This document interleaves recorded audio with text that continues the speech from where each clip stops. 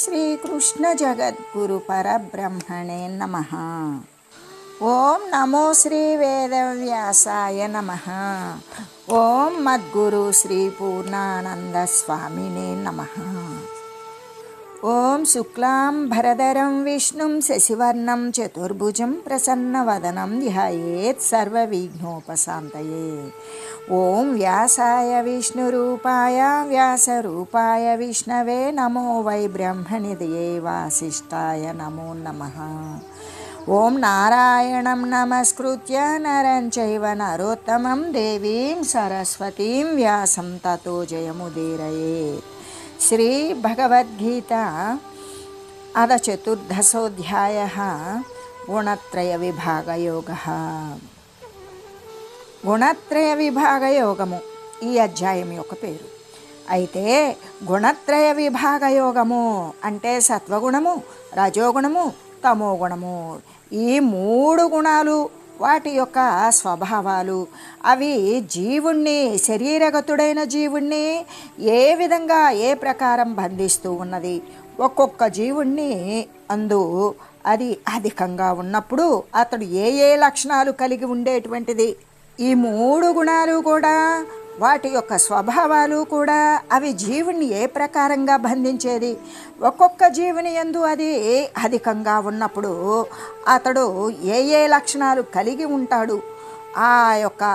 ఆ గుణాలను, ఆ సత్వగుణము, రజోగుణము, తమోగుణము, ఈ గుణాలను ఆశ్రయించి ఉండడం వలన జీవునికి ఎటువంటి ఫలితాలు కలిగేది.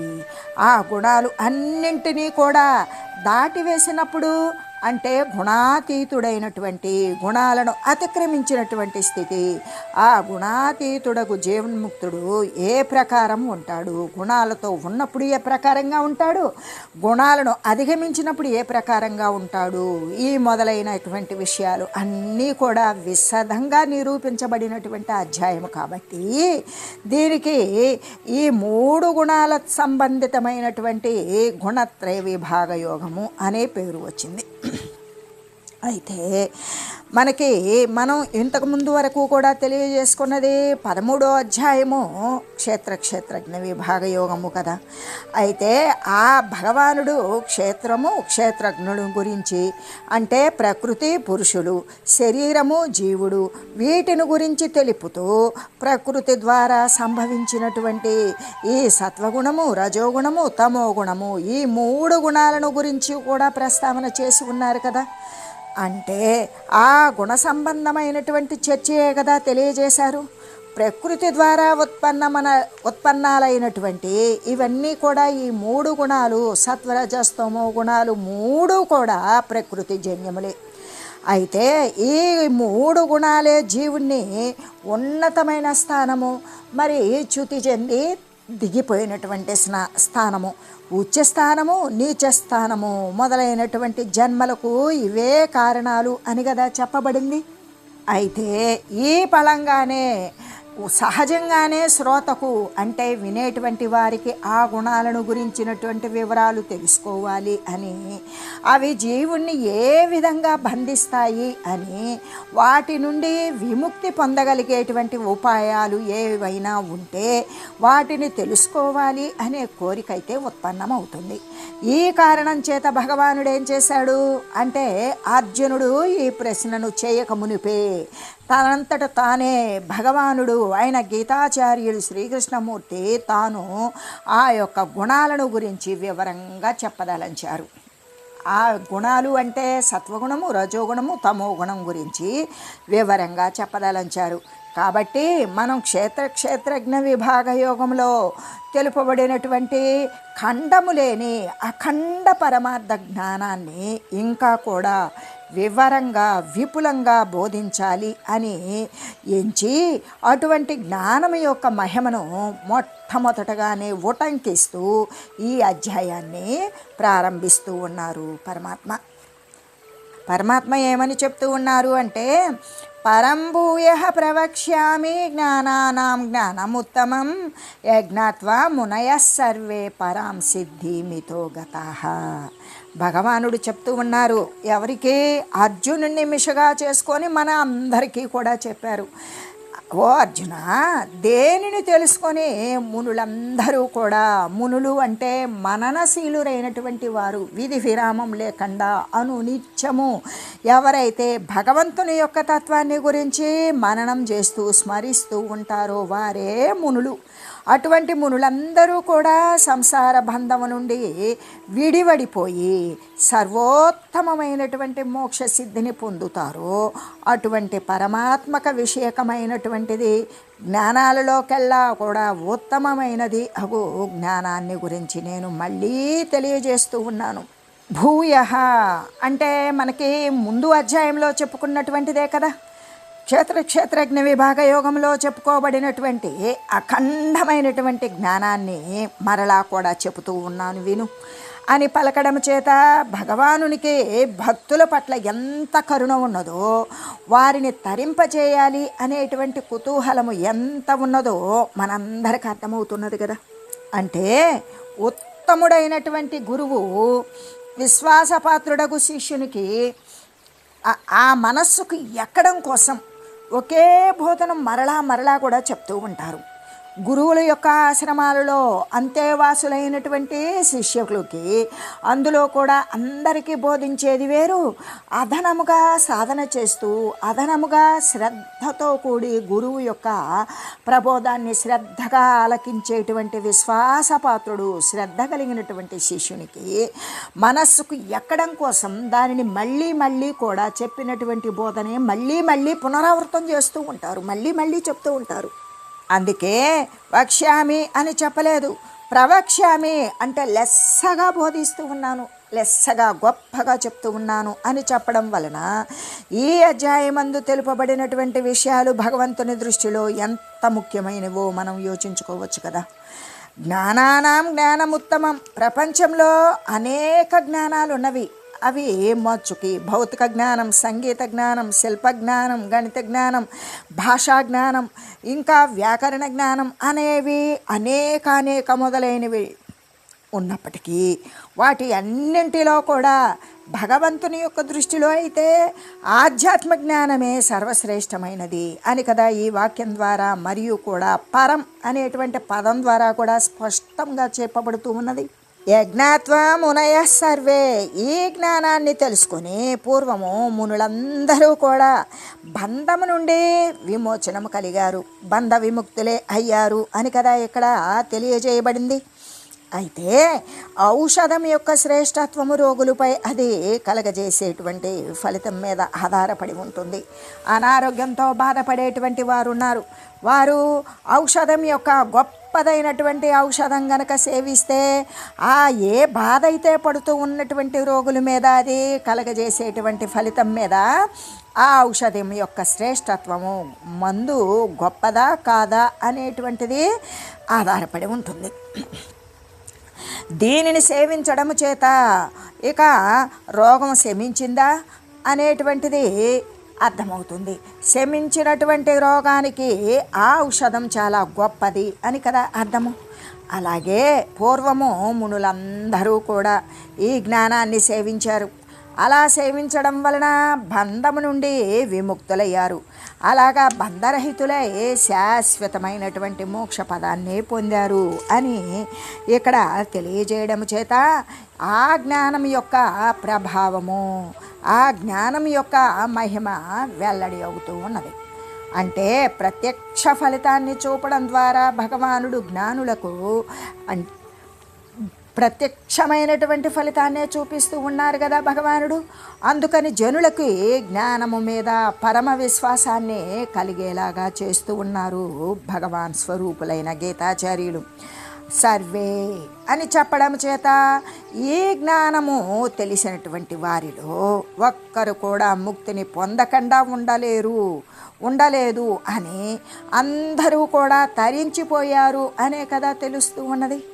అయితే మునయ మననశీలురు అని చెప్పడం చేత వారందరూ కూడా తత్వాన్ని బాగా మననం చేసే తరించారు. కానీ వాచాజ్ఞానము చేత, నోటి మాటల చేత, మరి తెలిసినటువంటి జ్ఞానము చేత ఏ సాధన సిద్ధి లేకుండా వారు తత్వాన్ని అనుసరించలా, మరి తరించిపోలా.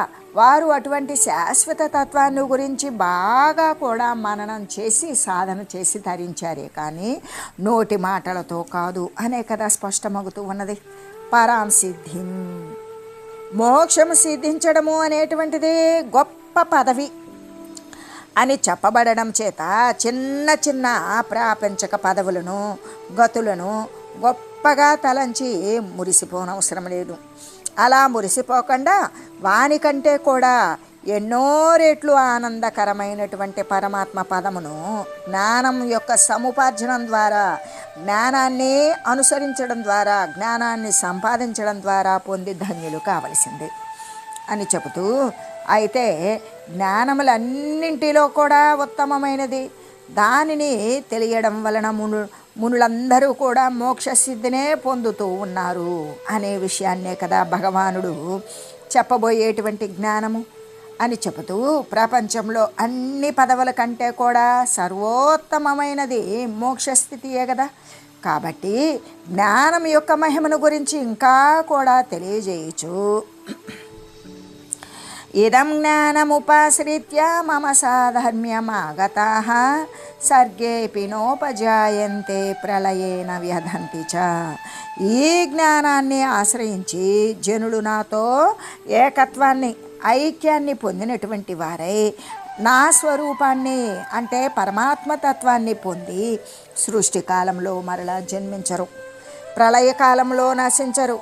అంటే జనన మరణరహితులై పుట్టుకలు చావులు లేనటువంటి వారే మళ్ళీ శరీరం పొందేటువంటి పునరావృత్తి లేకుండా ఉంటారు అనే భావమే కదా. మమ సాధర్మ్యమాగతాః అంటే జ్ఞానం యొక్క అఖండ మహిమ. జ్ఞానానికి ఎంత మహిమ ఉన్నది అంటే ఇంత అంత అని చెప్పడానికి లేదు. అఖండము, అపరిచ్ఛిన్నము, అపరిమితమైనటువంటి మహిమ ఉన్నది జ్ఞానానికి. ఈ జ్ఞానాన్ని తెలుసుకున్నటువంటి వారు సాక్షాత్తు సర్వవ్యాపకమైన ఏకరసమాత్రమైన పరమాత్మనుతో ఐక్యాన్ని పొందేటువంటి భగవంతుని యొక్క రూపులే అవుతూ ఉన్నారు. అలా పొంది జ్ఞానీ త్వాత్మైవ మే మతం అనేటువంటి విషయం అందుకే మనకి విజ్ఞాన యోగంలో 18వ శ్లోకంలో కూడా ఈ యొక్క భావాన్ని గురించే గీతాచార్యులు గతంలో కూడా వ్యక్తం చేసి ఉన్నారు. ఈ జ్ఞానము చేత ఏమవుతూ ఉన్నాడు? జీవో దేవో సనాతన, జీవుడు శివుడై ఉన్నాడు. ఎప్పటి నుండి? సనాతనము నుండి, మనం ఎరిగిన కాలము నుండి కూడా అని చెబుతూ, అందుకే జీవుడు శివుడవుతూ ఉన్నాడు. అంటే ఆ విధంగా భక్తుడు భగవంతుడే అవుతూ ఉన్నాడు. సాధర్మ్యం అని చెప్పడం వలన జ్ఞాని భగవంతునితో సరి సమానమైన రూపము, ధర్మాలు కలిగి ఉన్నాడు అనే కదా మనందరికీ స్పష్టమవుతూ ఉన్నది. అటువంటి స్థితి దేని వలన సిద్ధిస్తుంది అంటే పరమాత్మతో ఏకత్వము, ఐక్యము అనేటువంటి దాని వలననే సిద్ధించగలుగుతుంది. ఎలాగంటే సమాన ధర్మాలు కలిగినటువంటి అనేక సద్రూపములు కలిగిన రెండు వస్తువులు ఎక్కడా ఉండవు, ఉండనేరవు కదా. ఒకే సద్వస్తువు లోకమున ఉండగలుగుతుంది. కాబట్టి జీవుడు జ్ఞానము అనేటువంటి దానిని ఆర్జించుకోవాలి, జ్ఞానాన్ని ఉపాసించాలి, జ్ఞానాన్ని సంపాదించాలి. అటువంటి జ్ఞానోపార్జన చేత పరమాత్మ యందు తప్పకుండా లీనము అవుతూ ఉన్నాడు అని నిరూపితం అవుతూ ఉన్నది. అలా రుజువవుతున్నది. అంటే ఎంత గొప్ప పదవి అది! పరమాత్మ యందు తప్పక ఐక్యమవడం అనేటువంటిది గొప్ప పదవే కదా. సాక్షాత్తు భగవంతుడే తాను అవడము చేత ఎంత ఘనత ఉన్నది. కాబట్టి అటువంటి మహోన్నతమైన స్థితి కోసం ఈ జీవితం అందే ప్రయత్నించేటువంటి వాడు కదా ధన్యాతి ధన్యుడు. అయితే అటువంటి భగవంతుని యొక్క సాయుధ్యాన్ని, మరి గొప్పదైన సాధర్మ్యాన్ని పొందడం వలన కలిగేటువంటి ఫలితం ఏమిటి అంటే అటువంటి వారు మళ్ళీ కూడా పుట్టుక చావు లేనటువంటి జనన మరణ రహితులై మళ్ళీ ఉపాధి పొందేటువంటి అవసరం లేకుండా ఉంటారు అని కదా చెప్పడం. వారు సృష్టి కాలంలో పుట్టడం లేదు, ప్రళయకాలంలో నశించడము లేదు, బాధన పొందడం లేదు, కానీ లేనివారే పునరపి జననం పునరపి మరణం అనేటువంటి దానిని మళ్ళీ పుట్టడం మళ్ళీ చావడం. పుట్టుక వచ్చింది అంటే చస్తారు, చచ్చాడు అంటే పుడతాడు, దేహం పోయింది అంటే వస్తుంది, వచ్చింది అంటే పోతుంది. ఈ విధంగా పునరపి జననం పునరపి మరణం అనేటువంటి దానిని తప్పించుకుంటారు. అలా తప్పించుకున్నటువంటి వారే ఈ సంసార చక్ర పరిభ్రమణం నుండి విడివడిపోతారు. అలా విడివడినప్పుడు పరమానందాన్నే కదా అనుభవిస్తూ ఉంటారు. అసలు 1000 మాటలు ఎందుకు, వారంతా కూడా సదా సర్వదా సర్వకాల సర్వావస్థలు ఎందు కూడా సదానంద రూపులే అయి ఉంటారు. అందుకే సర్గేపి నోపజాయంతే ప్రళయేన వ్యధంతి చ. సృష్టి కాలంలో ఉత్పన్నం కారు, ప్రళయకాలంలో నశించిపోరు. కాబట్టి ఈ సంసార వ్యధల నుండి, ఈ సంసార బాధల నుండి, ఈ జనన మరణ చక్రము నుండి, ప్రవాహ చక్రము నుండి కూడా శరీరం వచ్చింది అంటే బాధలు ఉంటాయి. మరి పోయింది అంటే మళ్ళీ శరీరం రావడానికి అవకాశం ఉంటుంది. కాబట్టి ఈ యొక్క చావు పుట్టుకల సమస్య నుండి, ఆ బాధల నుండి తప్పించుకోవాలి అంటే ఆత్మజ్ఞానం ఒక్కటే కదా జనులకు ఏ శరణ్యము అని తేలుతూ ఉన్నది అని చెబుతూ, ఈ జ్ఞానాన్ని పొందడం వలన కలిగేటువంటి ఫలితము అంటే ఈ జ్ఞానాన్ని పొందడం చేత జనులు భగవంతునితో ఐక్యాన్ని పొందిన వారే అయి ఉంటారు, భగవంతుని యొక్క స్వరూపులే అవుతారు. అలా ఐక్యం చెందినప్పుడు భగవంతుని యొక్క స్వరూపులే కదా అవుతారు. అది దేని ద్వారా? జ్ఞానాన్ని పొందడం చేత. ఇంకా కూడా సృష్టి కాలంలో జన్మిస్తారా? లేదు. ప్రళయకాలంలో నాశము కూడా పొందరు. అసలు పుట్టుక ఉంటే కదా బాధితులు అవ్వడానికి, పుట్టుకే లేదు కాబట్టి బాధింపబడరు. అంటే జనన మరణ రహితులే అవుతారు అని భావం. దీనిని బట్టి భగవంతుని యొక్క సాయుధ్యము మోక్షాన్ని కూడా పొందడానికి పరమార్థ జ్ఞానాన్ని పొందడమే కదా గొప్పదైనటువంటి ఉపాయము అని చెబుతూ, ప్రకృతి పురుషుల వలననే ఈ జగత్తంతా కూడా ఆవిర్భవిస్తుంది అనే విషయాన్ని తెలియజేస్తూ, ప్రకృతి అంటే దృశ్యము జగత్తు అంటాం. ఆ యొక్క జగత్తు అంటే పుట్టి చచ్చేటువంటిదే కదా జగత్తు. కాబట్టి ఈ శరీరము శరీరాంతర్గతంగా ఉన్నటువంటి ఆ దైవ స్వరూపము చైతన్యము ఇదే కదా ప్రకృతి పురుషులు, శరీరము జీవుడు. ఈ రెండు కూడా, ఈ రెండింటి యొక్క కలయిక చేతనే ఈ జగత్తు అనేది ఉత్పన్నమవుతూ ఉన్నది అనే విషయాన్ని గురించి తెలియజేస్తూ, మమయోనిర్మహద్బ్రహ్మ తస్మిన్ గర్భం దదామ్యహం సంభవ సర్వభూతానాం తతో భవతి భారత. కాబట్టి అర్జున, ఈ ప్రకృతి ఎటువంటిది అంటే మాయ. గొప్పదైనటువంటి మూల ప్రకృతి మాయ. ఇది ఎవరిది? పరమాత్మ యొక్క సర్వభూతోత్పత్తి స్థానం. అంటే ఇది నా యొక్క భూతాలు, సర్వభూతకోట్లు, సర్వ ప్రాణికోట్లు ఉత్పత్తి అయ్యేటువంటి స్థానం ఏమిటి అంటే ఈ మూల ప్రకృతి అంటే మాయ. లేదు, అది వాస్తవానికి లేకపోయినా ఉన్నట్లు కనబడుతుంది, ఉన్నది అనుకునేలోగా లేకుండా పోతుంది. అంటే అస్థిర అశాశ్వత స్వభావం, మార్పులకు లోనయ్యే స్వభావం ఉన్నదే కదా మూల ప్రకృతి సంబంధమైనటువంటి మాయ. దాని యందు నేను గర్భకారణమైనటువంటి చైతన్య రూపముకు బీజాన్ని ఉంచుతూ ఉన్నాను. నేను అంటే పరమాత్మే కదా. దాని వలన సమస్త ప్రాణుల యొక్క ఉత్పత్తి కూడా సంభవిస్తూ ఉన్నది. అంటే ప్రకృతి పురుషుల యొక్క కలయిక చేతనే ఈ యొక్క సంసారము అనబడేటువంటి ఈ చైతన్య రూపస్థానంలో ఉన్నటువంటి ఈ యొక్క అంటే చైతన్య రూపమైన బీజము ద్వారా ఆ ప్రకృతి యొక్క గర్భానికి కారణమైనటువంటి చైతన్య రూపమైనటువంటి విత్తనమును ఉంచడం ద్వారా దాని వలన సమస్త ప్రాణికోట్లు, ప్రకృతి, విశ్వము, పంచభూతాలు సర్వము కూడా ఉత్పత్తి అనేది సంభవిస్తూ ఉన్నది. అంటే ఈ చరాచర జగత్తు ప్రాణికోట్లు ఎలా సంభవిస్తూ ఉన్నవి? ఎలా పుడుతూ ఉన్నవి అంటే కేవలము ప్రకృతి ఒక్కటేనా అంటే ప్రకృతిని ఎలా ఉత్పన్నం చేస్తూ ఉన్నది? జడము జడాన్ని ఉత్పన్నం చేస్తుందా? లేదు. జడానికి కదిలించేటువంటి స్థితి ఉన్న ఆ చైతన్య వస్తువు కావాలి. ఆ విధంగానే ఈ చరాచర జగత్తు కూడా కదిలేది కదలనిది చావు పుట్టుకల సముదాయంతో ఉన్నటువంటిది, ఉపాధులు శరీరాలు రాకపోకలు కలిగినది, అస్థిర రూపంతో ఉన్న ఈ జగత్తు, ఈ ప్రాణికోట్లు ఎలా ఉత్పన్నమవుతూ ఉన్నాయి? ఉత్పన్నమైనవి అంటే వినాశం ఉంటుంది. అవన్నీ ఎలా ఉత్పన్నమవుతూ ఉన్నది అంటే కేవలం ప్రకృతి వలనే అనుకుంటూ ఉన్నారా? ప్రకృతి జన్యాలు అని చెప్తారే కానీ తల్లి తండ్రి అన్నప్పుడు మొట్టమొదట తల్లి తర్వాత తండ్రి అని చెప్పినట్లుగానే ఈ యొక్క జగత్ సంబంధమైనటువంటి చరాచర దృశ్యం యావత్తు కూడా కేవలం ప్రకృతి వలనే పుట్టింది అంటే కాదు. ఎలాగంటే అది జడమైనటువంటి ప్రకృతితో కదలనటువంటి ప్రకృతితో స్వయం చేతనా శక్తి లేనటువంటి ప్రకృతితో చైతన్య రూపుడైనటువంటి పరమాత్మ యొక్క కలయిక చేతనే ఈ సర్గ అంటే ఈ సృష్టి కార్యం ఏర్పడుతూ ఉన్నది. కాబట్టి పరమాత్మయే సర్వజీవులకు కూడా తండ్రి కదా. ఇక్కడ మనం ప్రకృతినే చూస్తాం కానీ మరి పితరుడైనటువంటి పరమాత్మను చూడడం లేదు.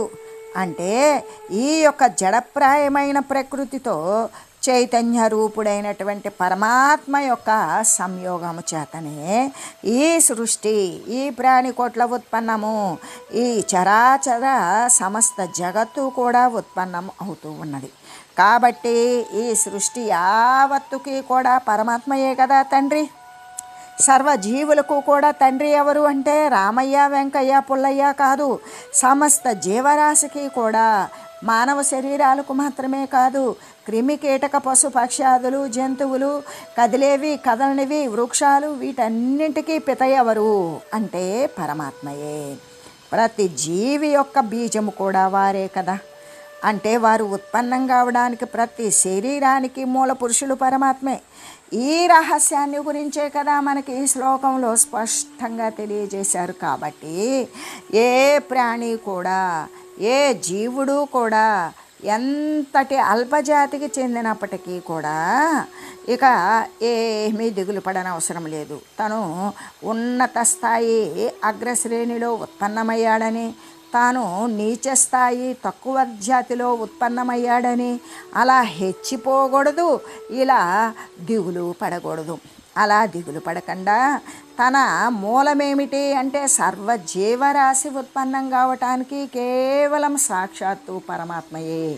అంటే తన యొక్క ఉత్పత్తికి కూడా ఆ సాక్షాత్తు పరమాత్మయే అని నిశ్చయించినటువంటి వారు వారిని చేరడం కోసం, వారిలో ఐక్యాన్ని పొందడం కోసం జ్ఞానము, ధ్యానము, నిష్కామ కర్మము మొదలైనటువంటి యోగాలను అనుసరించాలి. సర్వత్రా సర్వ ప్రయత్నాలు చేస్తూ ఉండాలి. సకల సాధనలు కూడా అభ్యాసం చేస్తూ రావాలి. ఇంకా కూడా సర్వ ప్రాణుల యొక్క బీజము ఆ పరాత్పరుడే. కాబట్టి ఏ ప్రాణిని చూచినప్పటికీ కూడా భగవద్భావమే కలగాలి.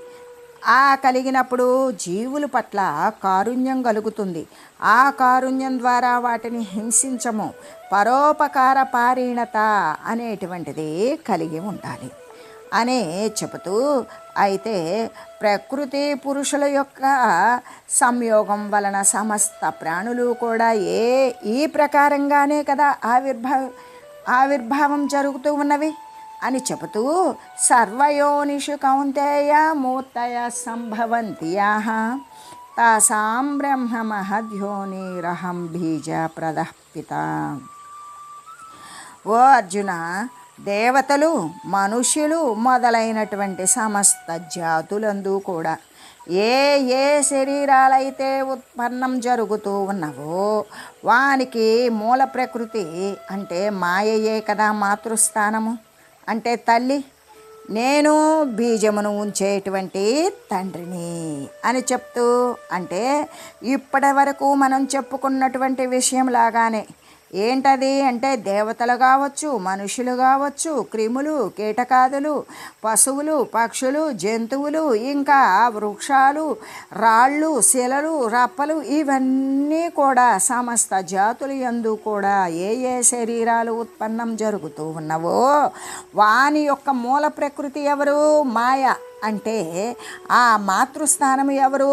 తల్లి ఆ ప్రకృతే అయినప్పుడు నేను తల్లి గర్భంలో ఉంచేటువంటి బీజం ఉంచినటువంటి తండ్రిని నేను అని చెబుతూ, అంటే ఈ శ్లోకంలో కూడా ప్రపంచంలో ఉన్నటువంటి సమస్త ప్రాణులు భగవంతుని యొక్క స్వరూపాలే అని స్పష్టీకరించి వారికి ప్రకృతియే తల్లి, పరమాత్మయే తండ్రి అని తెలియజేస్తూ, ఓం మంగళం పావన గీతామాత, జయ మంగళం భక్తజనావని బంధ విమోచని, భవభయహారిణి భవ్యదాయిని మంగళం. ఓం మంగళం శ్రీ కురుక్షేత్ర రణక్షోణి విహారిణే, పాదసారథి రూపాయ గీతాచార్యాయ మంగళం. ఓం మంగళం మహత్.